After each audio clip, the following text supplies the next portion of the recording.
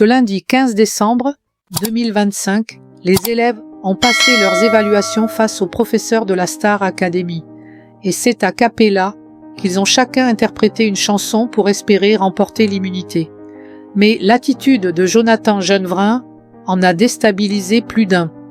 Le 18 octobre dernier, TF1 lançait le tout premier prime de la Star Academy. 17 nouveaux candidats ont intégré le château de Damary-lès-Lys pour plusieurs semaines de compétition.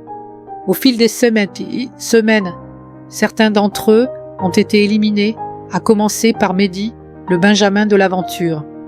Emma, elle, a pris une décision choc, puisqu'elle a abandonné l'aventure après avoir été nommée à plusieurs reprises. Samedi dernier, c'est un prime un peu spécial que les académiciens ont vécu, puisqu'ils ont performé sur scène dans un but bien précis, celui de faire partie de la grande tournée Star Academy qui démarrera fin février à Reims.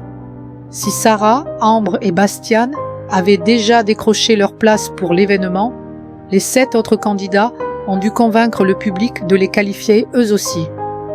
Au terme d'un prime explosif, c'est finalement Léo qui a été éliminé.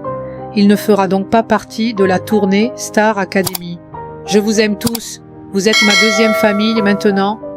Amusez-vous, donnez tout. J'irai grave vous voir quand vous passerez à Lille, parce que je vous aime quoi, a-t-il réagi. Le lendemain, après le traditionnel débrief de Marlène Schaff, les 9 académiciens ont retrouvé Michael Goldman, qui les a briefés sur la semaine à venir avec un prime spécial face à face. Puis il leur a parlé des évaluations en leur proposant un exercice inédit, chanter un titre a cappella.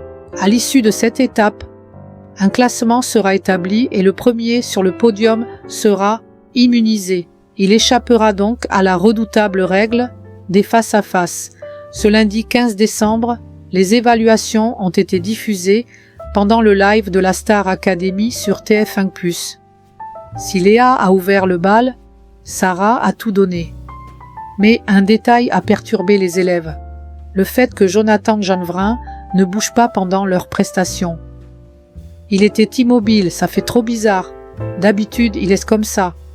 Là, rien, a confié Anouk. Il ne bougeait pas, je ne l'ai pas regardé une seule fois, a poursuivi Théo. La faute à la musique, qui était inexistante pour ses évaluations a cappella.